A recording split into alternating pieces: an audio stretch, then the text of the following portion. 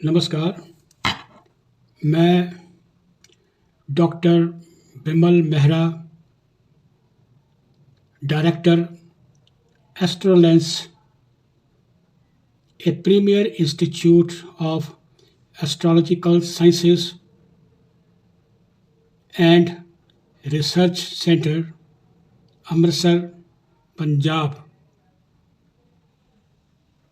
आपके सामने आज का जो बर्निंग टॉपिक है, डिप्रेशन, अवसाद के ऊपर अपने कुछ विचार आपके साथ साझा करने के लिए मैं इस वीडियो के माध्यम से आपके सामने प्रस्तुत हुआ हूँ। मुझे पक्का विश्वास है कि आपको ये वीडियो जो कि डिप्रेशन के ऊपर बनी है, कि डिप्रेशन के कारण क्या हैं, डिप्रेशन के ज्योतिषीय कारण क्या हैं, इसके उपाय क्या हैं, इसका उपचार क्या है, ये विचार मैं आपके सामने प्रस्तुत करने जा रहा हूँ। कहते हैं कि sticks, bricks and stones can hurt me, but words can never hurt me. पर किसी के कहे हुए कुछ शब्द हमारे दिल में, हमारे मन में ऐसे घाव छोड़ जाते हैं जो कभी नहीं भरते।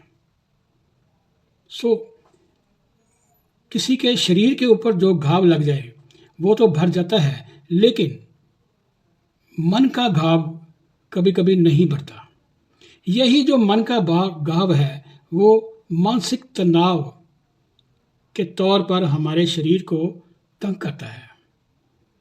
ये अंदर ही अंदर कीड़े की तरह, दीमक की तरह हमारे शरीर को अंदर ही अंदर से खा रहा है। और आमतौर पर पहले तो इसके कोई सिम्टम्स नज़र नहीं आते, लेकिन धीरे धीरे ये एक गंभीर बीमारी का रूप धारण कर लेता है। इंसान जो पेशेंट है वो पहले तो इस बीमारी को इग्नोर करता है, लेकिन बाद में ये एक गंभीर बीमारी जब बन जाती है तो वो अवसाद का रोगी कहलाना शुरू हो जाता है। और आज संसार में, इन द होल वर्ल्ड, सबसे ज़्यादा अगर रोगी हैं तो वो अवसाद के हैं, डिप्रेशन के हैं, डिप्रेशन के रोगी हैं। आज हर तीसरा इंसान, हर तीसरा आदमी, हर तीसरा पर्सन डिप्रेशन का रोगी है। और it is the commonest psychiatric illness. इसमें क्या होता है, क्या इसके सिम्टम्स हैं?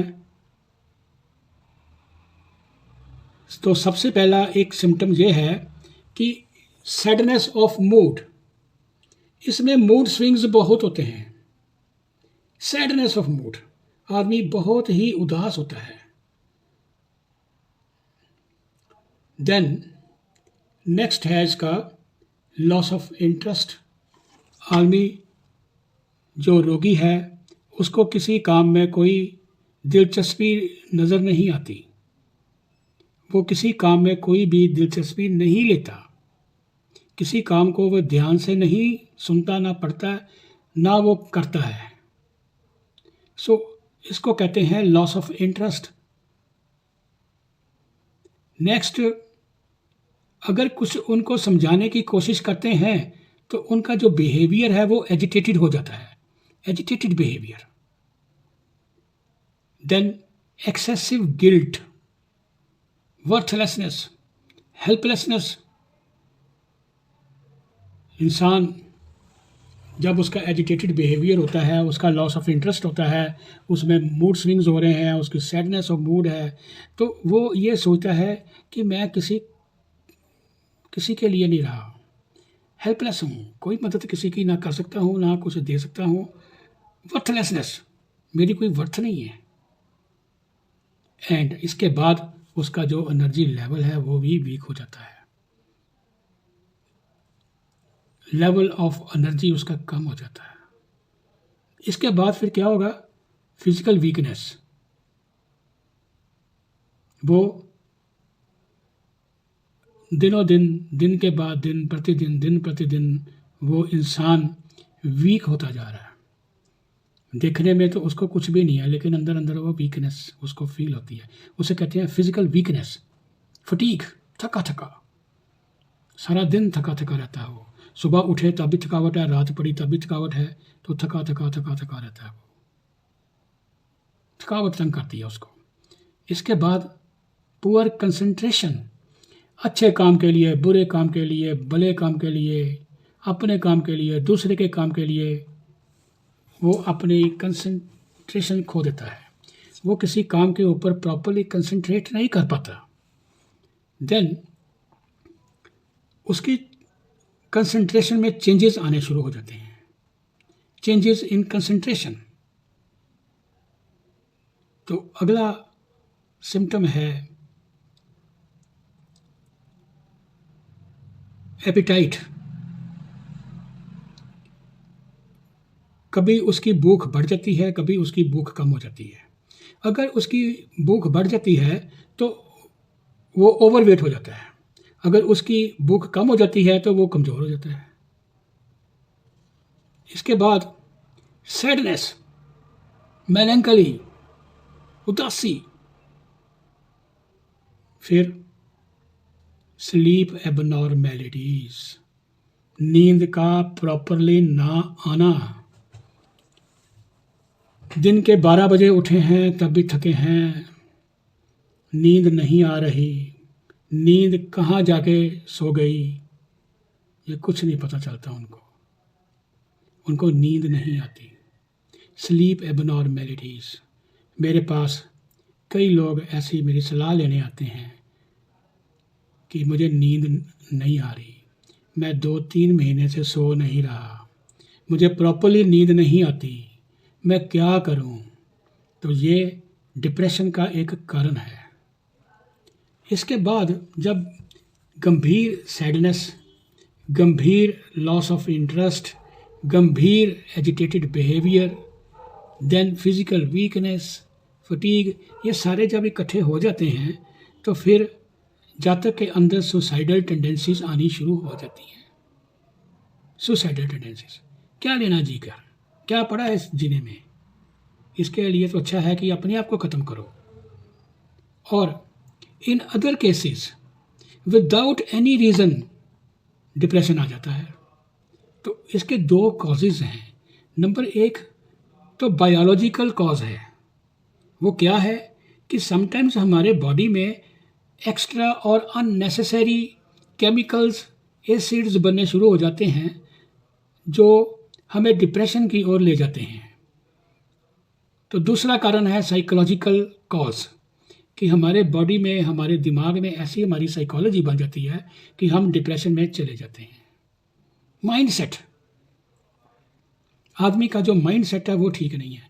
मेरे पास ऐसे कितने ही आदमी आए हैं, कितने ही लोग आए हैं जिनके पास पैसा भी है, स्किल भी है, धन भी है, दौलत भी है, इकोनॉमिकली वो बहुत ही कंफर्टेबल भी हैं, लेकिन उनका जो माइंडसेट है वो ठीक नहीं है। उनके पास सोर्सेज हैं, रिसोर्सेज हैं,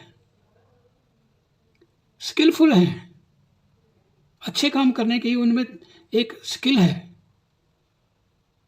काम को एक अंजाम तक पहुंचाने की सक्सेसफुली उनके पास एक स्किल है, लेकिन उनका जो माइंड सेट है वो ठीक नहीं है। अगर उनका माइंड सेट ठीक नहीं है तो हर एक आसान काम भी उनको बहुत बड़ा लगता है, बहुत मुश्किल लगता है। तो जिन लोगों के माइंड सेट ठीक हैं उनको प्रॉब्लम्स जब होती हैं तो प्रॉब्लम्स भी उनको प्रॉब्लम नज़र नहीं आती। तो ये हमारे साइकोलॉजिकल कॉजेज़ हैं जिसके लिए हमें डिप्रेशन तंग करता है। तो डिप्रेशन भी आगे जाके 2 तरह का होता है। Number 1 neurotic depression. तो न्यूरोटिक डिप्रेशन में ऐसा है कि इसमें जो पेशेंट है उसको मूड स्विंग्स बहुत होते हैं। कभी मूड बहुत अच्छा हो गया, कभी मूड बहुत ख़राब हो गया, कभी मूड उसका बिगड़ गया, कभी एजिटेटेड हो गया। तो मूड स्विंग्स उसमें होते हैं।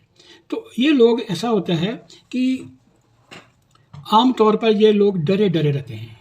ऐसा मरीज़, ऐसा जो पेशेंट है, ऐसा जो रोगी है जिसको मूड स्विंग्स बहुत ज़्यादा आ रहे हैं, वो सुबह सुबह डरा डरा या आमतौर पर डरा डरा रहता है, इसलिए उसको मूड स्विंग्स आ रहे हैं। और हर अनइम्पॉर्टेंट चीज़ों के ऊपर जिसकी कोई खासियत ही नहीं है, जिनका कोई महत्व नहीं है, उसके ऊपर वो ज़्यादा वरी करता है। और जो पीड़ित व्यक्ति है वो ज़्यादातर नर्वस रहता है, बेचैन रहता है, डिस्टर्ब्ड रहता है, परेशान रहता है, एंक्शियस, चिंतित, एबनॉर्मल, असामान्य उसका बिहेवियर हो जाता है, असामान्य हो जाता है, वो ऑब्सेसिव, जुनूनी हो जाता है। और आज एक नई बीमारी का रूप भी सामने आ रहा है जिसे हम ओसीडी कहते हैं, ऑब्सेसिव कंपल्सिव डिसऑर्डर, अर्थात चिंता करने की बीमारी। चिंता करनी, बार बार एक ही ख्याल आना। आपको याद होगा कि पिछले ज़माने में ग्रामोफोन्स होते थे और उनकी जो सुई थी वो एक जगह पे अटक जाती थी, तो वो एक ही शब्द, एक ही सेंटेंस बार बार बोलता रहता था। तो ये ओसीडी है, ऑब्सेसिव कंपल्सिव डिसऑर्डर। तो ऐसे लोग जो हैं, इनको एक ही बात की जो अनइम्पॉर्टेंट है उसकी चिंता लगी रहती है। बार बार एक ही शब्द का वो प्रयोग करते हैं, बार बार वो अपने हाथ धोना शुरू कर देते हैं। जैसे आज कोरोना काल चल रहा था, अब भी चल रहा है, कोरोना ख़त्म नहीं हुआ। तो हम लोगों ने आम तौर पर बाहर से घर आए, अपने हाथ धो लिए, थोड़ी देर के बाद फिर धो लिए। तो ये लोग बार बार हाथ ही धोई जा रहे हैं। एक दिन में 50 बार 60 बार हाथ ही धो रहे हैं। तो ये ओसीडी है। जो अनइम्पॉर्टेंट चीज़ है उसके ऊपर ज़्यादा वरी करना। मैनिक, पागलपन, हाइपर, उत्तेजित और ट्विची, ऐंठ जाना या भटक जाना, एंड माल एडजस्टेड, अपने आप को ये एडजस्ट नहीं कर पाते, ना ही ये एडजस्ट होते हैं, ना ही अपने आप को एडजस्ट करने का इनके मन में कोई विचार या ख्याल उत्पन्न होता है। तो न्यूरोटिक डिप्रेशन के जो मरीज़ हैं वो सुबह तो बिल्कुल ठीक महसूस करते हैं, ठीक उठते हैं, बिल्कुल ठीक होते हैं, खुश होते हैं, परंतु जैसे ही दिन ढलता है, जैसे ही शाम के नज़दीक पहुंचते हैं, तो वो लोग उदास होना शुरू हो जाते हैं और डिप्रेशन उनको तंग करना शुरू कर देता है। सुबह तो ऐसे लगता है कि डिप्रेशन इनसे कोसों दूर भाग गया है, ये डिप्रेशन के मरीज़ नहीं रहे, लेकिन शाम को ऐसे लगता है कि डिप्रेशन एक गंभीर बीमारी का रूप लेके इसके पास बैठ गई है। इनको कुछ अच्छा नहीं लगता, इनको बार बार रोना आता है। और रोना बार बार जो आता है, इसकी एक डिजीज़ है। डिप्रेशन से रोना आना शुरू हुआ, रोना आना से एक डिजीज़ नई हमारे बॉडी में एंटर कर गई। वो क्या है? साई। इसके स्पेलिंग्स मैं बोलूँगा SIGH। ये एक बीमारी है, रोने की बीमारी है, हाय करने की बीमारी है, गहरी सांस लेने की बीमारी है। तो जिन लोगों को साई की तकलीफ़ हो जाती है, तो वो आराम से, एक देखने में ये आता है कि वो आराम से अपना काम कर रहे हैं, लेकिन बीच में ही उनको कुछ मन में ख्याल आता है कि थोड़ा सा रो लिया जाए। तो वो उठ के अपने बाथरूम में जाते हैं या अपने अकेले स्थान पर जाते हैं, तो अपना मन हल्का कर देते हैं और रोकर फिर अपने काम पर आकर बैठ जाते हैं। थोड़ी देर के बाद जैसे सिगरेट पीने वाले को एक सिगरेट पीने की तलब पैदा होती है, इसी तरह ही इन लोगों को रोने की तलब पैदा होती है। तो फिर उठ के बाहर जाते हैं, फिर रोकर आ जाते हैं, फिर अपना मन हल्का करके आ जाते हैं। तो ऐसा जो क्रम है ये बार बार चलता है और एक गंभीर बीमारी बन जाती है। उसको साई कहते हैं। डिप्रेशन का एक दूसरा पहलू, डिप्रेशन का एक दूसरा ब्रांच वो क्या है? साई की तकलीफ होना, साई हो जाना। तो आमतौर पर जो रोगी है वो न्यूरोटिक जो रोगी है या जिनको साई की तकलीफ तंग करती है, वो क्या होता है कि एग्जामिनेशन में फेल हो गए। तो ये एक बहुत ही बड़ा कारण है मेरे भाई। आज कॉम्पिटिटिव और बहुत ही महंगी एजुकेशन का ज़माना है। लोन लेकर कॉलेजेस की, यूनिवर्सिटीज़ की और इंस्टीट्यूट्स की, ट्यूशन सेंटर्स की फ़ीस दी जाती है। और अगर मार्क्स कम आ गए या फेल हो गए तो विद्यार्थी जो है वो डिप्रेशन का रोगी बन जाता है। दूसरा बड़ा कारण है रिलेशनशिप ख़राब हो जाना। मेरी माँ के साथ मेरे रिलेशन ख़राब हो गए, मेरे फादर के साथ ख़राब हो गए, मेरे भाइयों के साथ ख़राब हो गए, मैं अकेला क्या करूँगा। ये भी डिप्रेशन का एक कारण है। नेक्स्ट है जो आजकल आम तौर पर जवान बच्चों में पाया जाता है, वो क्या है? Failure in love affair. बच्चे प्यार तो करना शुरू कर देते हैं, प्यार भी हो जाता है, प्यार करते भी हैं, एक दूसरे को मिलते भी हैं, लेकिन जब इनका प्यार परवान, जिनका प्यार नहीं ठीक चलता, इनका लव अफेयर टूट जाता है किसी भी कारण, तो वो बेचारे डिप्रेशन के रोगी बन जाते हैं। डिप्रेशन उनको तंग करता है, उत्तेजना आ जाती है उनमें। कोई लोग तो रोना शुरू कर देते हैं, तो वो साइक जैसी तकलीफ में पहुंच जाते हैं। कई लोग ऐसे हैं जो एकदम उत्तेजित हो जाते हैं और उत्तेजना में आकर वो अपनी सुसाइडल टेंडेंसीज की ओर जाते हैं, सुसाइड करने के लिए जाते हैं। इसके बाद नसों का खींचा खींचा रहना, ऐंठ जाना। और इसका एक छोटा सा कारण देखो, कोई इम्पोर्टेंट तो है नहीं है ये, लेकिन फिर भी इतना बड़ा इम्पोर्टेंट कर लिया है हम लोगों ने, रोगियों ने, जो पीड़ित व्यक्ति हैं, सारे समाज ने, कि अगर मेरा ये मोबाइल फ़ोन ख़राब हो गया तो डिप्रेशन आ गया। इसका डाटा कहाँ जाएगा? इसमें तो जो मेमोरी कार्ड डाला हुआ है वो ख़राब हो जाएगा, इसका डाटा जो है वो नष्ट हो जाएगा, इसको दोबारा रीसेट करना पड़ेगा। तो ये बातें जो हैं ये डिप्रेशन का कारण बन रही हैं। किसी के घर जाओ तो पहले जाकर वो देखो कि बिजली का प्लग कहाँ है जहाँ मैंने जाके अपने मोबाइल को चार्ज करना है। कोई है बात? ये डिप्रेशन के कारण है, ये डिप्रेशन के कारण है। आज लोग इसी काम पे इसीलिए डिप्रेशन में जाना शुरू हो गए हैं। चिंता और सबकॉन्शियस माइंड में किसी बात की जिद करके अड़ जाना, यही करना है, यही लेना है, वही करना है, वही करना है। और अब मैं आपको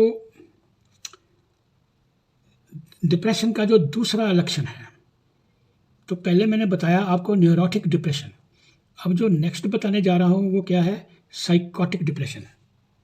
तो साइकोटिक डिप्रेशन में ऐसा होता है कि जो इंसान है वो सुबह सुबह जब दिन चढ़ता है तो उसको बहुत गुस्सा आता है, बड़ा दुखी होता है।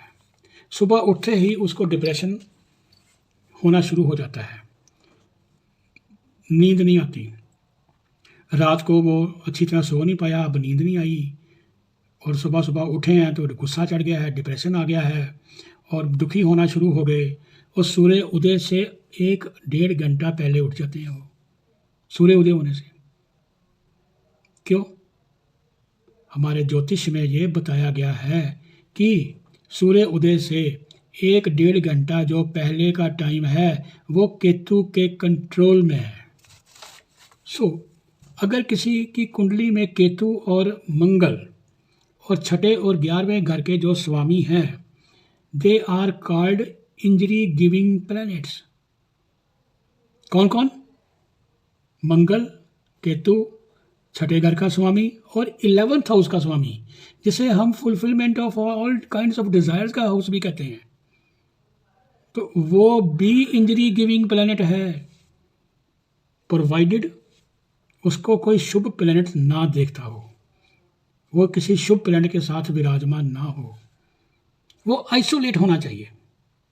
कुंडली में कहीं भी जाके 11th हाउस का मालिक कहीं भी जाकर बैठ जाए और आइसोलेट हो जाए, उसको ना तो कोई देखे प्लैनेट दूसरा, ना ही कोई उसके ऊपर अपनी बुरी या अच्छी नज़र डाल रहा हो, तो उसे हम कहते हैं आइसोलेटेड प्लैनेट। सो ऐसे आइसोलेटेड प्लैनेट जो है वो इंजरी गिविंग प्लैनेट बन जाते हैं। तो इंजरी गिविंग प्लैनेट कौन कौन से आ गए हमारे? केतु, मंगल, छठे घर का स्वामी और 11वें घर का स्वामी जो है, they are injury giving planets. और यही प्लैनेट कारण बनते हैं सुसाइड के। आप देखते होंगे अगर किसी का मंगल ज़्यादा खराब है तो आप देखो, ज्योतिषी हैं हम लोग, हमारे पास कई तरह के लोग आते हैं, क्या कहते हैं? लो जी मेरे बेटे ने अपनी नसें काट ली। कैसे काट ली? क्यों काट ली? क्या कारण था? मंगल खराब था, केतु देख रहा था तो नसें काट ली। शीशे में जोर से धक्का दिया, शीशा भी टूट गया और अपनी बाजू भी खराब कर ली। फिर जाओ हॉस्पिटल, स्टिचेस लगवाओ, और हॉस्पिटल वाले कहते हैं पहले पुलिस कार्रवाई पूरी करके आओ। ये क्या कारण है? मंगल, केतु, छठे घर का स्वामी, छठे से छठा 11th हाउस का स्वामी, आइसोलेटेड प्लैनेट्स, ये ऐसी बातें करने के लिए हमें उकसाते हैं, तंग करते हैं। अब नेक्स्ट है कि जो साइकोटिक डिप्रेशन वाले मरीज होते हैं वो सुबह 4 बजे उठ जाते हैं। सुबह 4 बजे उठ के वो घर का काम करना शुरू कर देते हैं। घर के सफाई करनी, घर के फर्श धोने, घर के बाहर जाकर सफाई करनी शुरू कर देनी, ज़ोर ज़ोर से झाड़ू की आवाज़ पैदा करनी, ये भी डिप्रेशन का एक कारण है। वो काम कौन करवा रहा है? केतु। केतु क्या करता है? भटकाता है, भटकना लगाता है मन में। तो आदमी उस भटकाव में आकर, उस भटकना में जाकर अपना वो सुबह सुबह काम करना शुरू कर देता है। सो जो लोग, इनको हम अपनी भाषा में क्या कहते हैं, जो ऐसे अनइम्पॉर्टेंट काम सुबह सुबह करने शुरू कर दिए। सफाई करनी कोई अनइम्पॉर्टेंट काम नहीं है, लेकिन एक ढंग के समय के ऊपर करना वो ज़्यादा इम्पॉर्टेंट है। किसी समय पे किसी खास पर्टिकुलर वक्त होता है काम का, उसके ऊपर करो। तो ऐसे क्या है कि इनको हम साइकोटिक डिप्रेशन में डिसऑर्गेनाइज्ड बिहेवियर भी कहते हैं। डिसऑर्गेनाइज्ड बिहेवियर और emotional behaviour. Disorganised behaviour, emotional behaviour.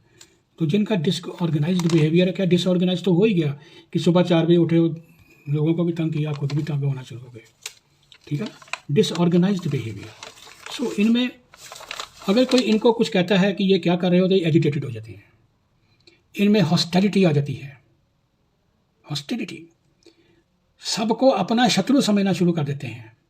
Hyper activity आ जाती है इनमें, अति क्रियाशीलता हो जाती है इनमें, उत्तेजित हो जाते हैं। And they always repeat nonsense words again and again, again and again, again and again.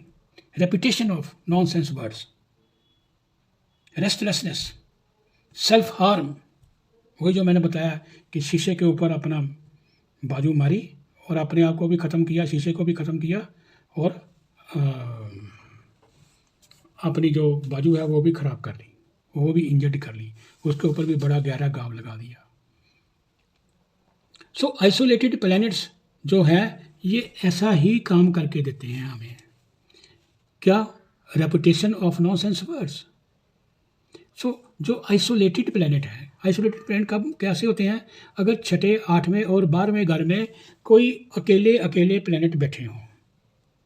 छठे का और 11वें घर का स्वामी अकेला बैठा हो, छठे घर का स्वामी, आठवें घर का स्वामी, 12वें घर का स्वामी अगर अकेले बैठे हैं, इनके साथ कोई और प्लैनेट नहीं है, कोई बेनिफिक प्लैनेट इनको अपना आस्पेक्ट नहीं दे रहा, कोई मेलिफिक प्लैनेट इनको अपना आस्पेक्ट नहीं दे रहा,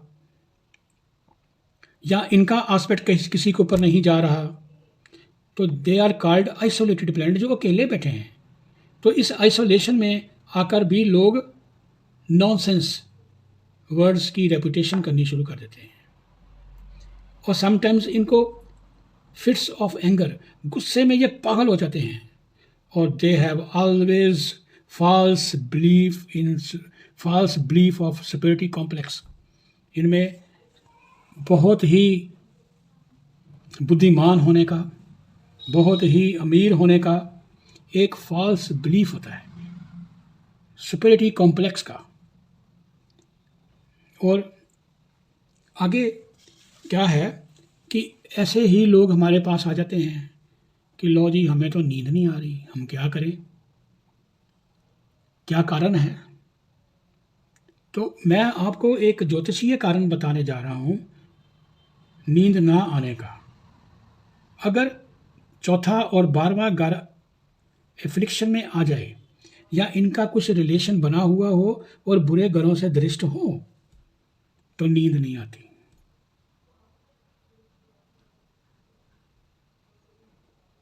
तो नींद नहीं आती तो उसका फिर उपचार क्या है, ज्योतिषीय उपचार क्या है?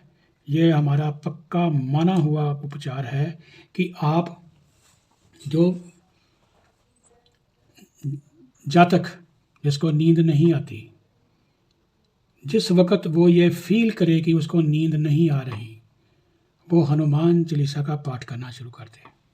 और मेरा दावा है कि हनुमान चालीसा ख़त्म होने से पहले पहले वो सो जाएगा, ये बात पक्की है। दूसरा, जो ये मोबाइल देवता है, इसको अपने से दूर रखो। ये भी नींद ना आने का एक कारण है, ये भी नींद को डिस्टर्ब करने का एक कारण है, इसकी कोई ज़रूरत नहीं है। और आगे क्या है कि अगर हमारा चंद्रमा खराब हो जाए, मून खराब हो जाए, मून कैसे खराब होगा कि मून नीच होकर किसी स्थान पे बैठा है, मून अपने डीप डिप्रेशन साइन में बैठा है, मून अपने डेबिटेशन साइन में जाके बैठ गया है, मून को कुछ मेलिफिक प्लैनेट देख रहे हैं या देख रहा है कोई, मून इल प्लेस्ड है, मून मगा मूल नक्षत्र में विराजमान है, तो भाई डिप्रेशन तो आना ही है फिर। तो इसके लिए ज्योतिषीय उपचार क्या है? आप जो भी डिप्रेशन का मरीज़ है, वो दिन में बार बार दर्पण शीशा देखे और दर्पण में अपने चेहरे की पूरी डिटेल्स को देखे, बड़ी डिटेल से देखे, बड़ी गंभीरता से देखे। बाल कैसे हैं, आँख कैसी है, दूसरी आँख कैसी है, नाक कैसी है, होंठ कैसे हैं, कान कैसे हैं, जो हमारे छोटे छोटे रोम हैं, स्पोर्स हैं जो हमारे स्किन के ऊपर, फेस के ऊपर, उसको ध्यान से देखें। और 20-25 मिनट हर रोज़ त्राटक लगाकर शीशा देखें, दर्पण देखें, उसमें अपनी शक्ल देखें, तो यह पक्की बात है कि आपका मूड ठीक हो जाएगा। 100% पक्की बात है। अगर मूड ठीक हो गया तो डिप्रेशन भी ठीक हो जाएगा, पक्की बात। तो आगे इसी श्रृंखला को आगे बढ़ाते हुए मैं ऐसे इंसानों को पहले तो समझाना पड़ता है,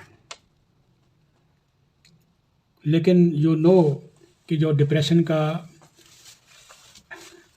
रोगी है, मरीज है, वो हठीला होता है।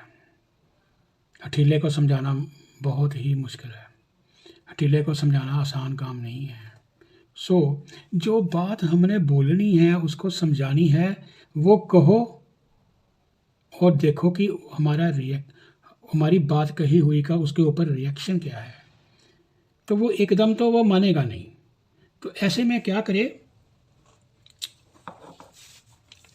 समझाओ और किसको। अगर हम उसके सामने बैठ के, उसके सामने खड़े होके, उसके साथ बहस करके, उसके साथ आर्गूमेंट करके उसको डिस्टर्ब करेंगे तो वो डेफिनेटली हमें तंग करेगा। वो खुद भी बेचारा तंग हो जाएगा और हमें भी तंग करेगा। तो पहले तो हमें उसके स्वभाव को समझना चाहिए और फिर उसकी जो चाल है उसकी चाल के साथ चलो और पीछे हट जाओ। जो अपनी बात कहनी है, जो समझाना है, वो समझाकर पीछे हट जाओ। सो अब कुछ ज्योतिषीय लक्षण ऐसे हैं जो ज्योतिष में, हमारे हॉरोस्कोप में कुछ ऐसा ही बताया गया है कि sun is the karaka of our brain. Sun is the karaka of our brain. अगर हमने फर्स्ट हाउस को देखना है तो फर्स्ट हाउस का जो कारका है वो सन है, ब्रेन का कारक। अगर मंगल को भी फर्स्ट हाउस का कारका कहा गया है, लेकिन वो ब्रेन के लिए नहीं है, वो स्कल के लिए है। सो ये एक अलग विषय है, इसके ऊपर हम बाद में कुछ चर्चा करेंगे। और सन is the karaka of brain and Jupiter is the karaka of intellect. सो बुध, जितनी भी हमारे बॉडी में नसों का जाल बना हुआ है वो सारा बुध के कंट्रोल में है। जब हमारी नसें तन जाती हैं, ऐंठ जाती हैं, तो हमें डिप्रेशन की ओर ले जाती हैं। हमारा बुध खराब होगा तो हमारी नसें ऐंठ जाएंगी, हमारी नसें तन जाएंगी, हमारी नसें तनाव में आ जाएंगी। तो ऐसे में हमारे क्या होगा कि जो नर्वस सिस्टम या नर्वस ब्रेकडाउन है वो होना शुरू हो जाता है। इसे हम कहते हैं न्यूरोलॉजिया, नसों में दर्द होना, नसों की वीकनेस और पेल्पिटेशन, धड़कन बढ़ जाती है, डेलीरियम। कई लोग बुध खराब होने के कारण बेहोशी में ही बात करनी शुरू कर देते हैं। सो अगर छठा घर और मंगल प्लस बुध प्लस छठे घर में स्कॉर्पियो राशि बैठी हो, सो अगर छठे घर में स्कॉर्पियो राशि बैठी है, वहाँ मंगल और बुध इकट्ठे विराजमान हैं, तो ये डिप्रेशन का अगला गंभीर रूप धारण करती हुई बीमारी नसों के तनाव के कारण,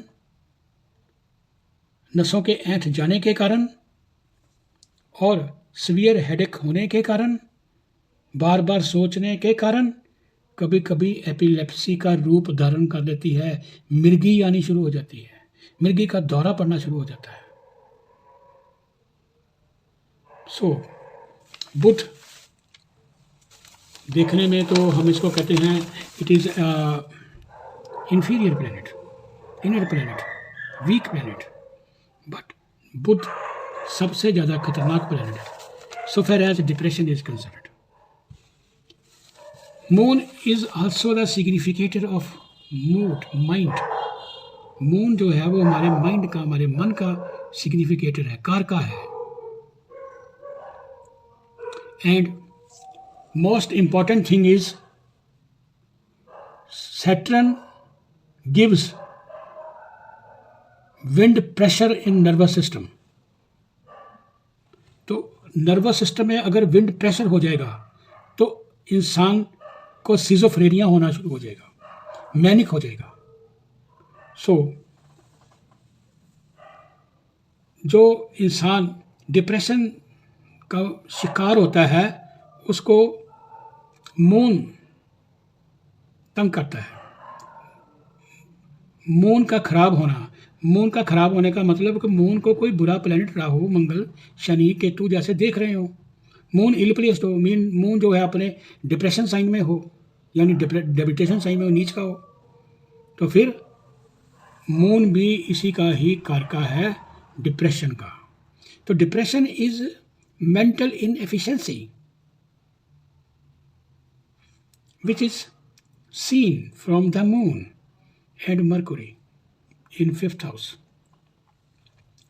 पांचवा घर मून मरकरी अगर इनको देखें तो फिर हमें यह लगता है कि depression is the mental inefficiency. So if moon is afflicted by Saturn तो मेलंकलिक हो जाता है आदमी, उदासी, लोनली, डल, कुंठित, मोरोस, उदास, ग्लूमी, उदासी, पेसिमिस्ट, निराशावादी हो जाता है. और अगर मून सन से एफ्लिक्शन में आ जाए तो quick temper, short tempered, quarrelsome, self aggrandisement, अपने नेम, फेम, धन दौलत के लिए आगे, मुझे ये चाहिए, मुझे अपनी ख्याति चाहिए, मुझे अपनी प्रसिद्धि चाहिए, मैंने अपना नेम फेम बनाना है. तो ये क्या है? अगर मून को सन इफेक्ट कर जाए, सन से अगर मून पीड़ित हो जाए, moon is within the 72 degrees from the sun on either side, depression की प्रॉब्लम आनी शुरू हो जाती है. यही मून को अगर राहु देख जाए तो इंसान कनिंग हो जाता है, फोबिक हो जाता है, मैनिक हो जाता है और उसको सिजोफ्रेनिया हो जाता है, उसका मन टूट जाता है. मन के टूट जाने को ही सिजोफ्रेनिया कहते हैं. और मेरे भाई, आपको सुनकर यह बहुत आश्चर्य होगा कि आज दुनिया में 1% लोग सिजोफ्रेनिया के शिकार हैं. 1% लोग सारी दुनिया में सिजोफ्रेनिया के शिकार हैं. So this is all due to Rahu. If moon is afflicted by Rahu, then schizophrenia. और cunningness, phobic, cunningness, आदमी इंसान कनिंग हो जाता है. तो जो कनिंग होना ये भी डिप्रेशन का एक कारण है. फोबिक होना, डरा रहना, ये भी एक डिप्रेशन का कारण है. तो ऐसे लोग जो हैं ये सारे संसार में 1% पाए जाते हैं. अब अगर मून जो है केतु से अफ्लिक्शन में आ जाए तो फिर सुसाइडल टेंडेंसीज, सस्पिशियस. और अगर बुध खराब हो जाए और खराब चंद्रमा, खराब बुध इकट्ठे हो जाए तो तब भी डिप्रेशन आ जाता है. डिप्रेशन के और कई कारण भी हैं जो हमारे ज्योतिष में बताए गए हैं, लेकिन यहाँ इतना ज्योतिष को डिस्कस करने की ज़रूरत नहीं है जितना डिप्रेशन जो मेरा टॉपिक है उसके ऊपर रहने की ज़रूरत है. मैं अब आपको कुछ बड़े ही अच्छे उपाय बताऊंगा कि जिससे डिप्रेशन का रोगी ठीक होना शुरू हो जाता है. तो नंबर 1, गाय का गोबर लो, उसके छोटे छोटे दीपक बना लो. जब दीपक सूख जाएं उपलों की तरह तो उसमें देसी घी गाय का डालकर 11 दीपक पीपल के नीचे जलाने हैं 11 दिन लगातार. तो मेरे भाई डिप्रेशन खत्म हो जाएगा.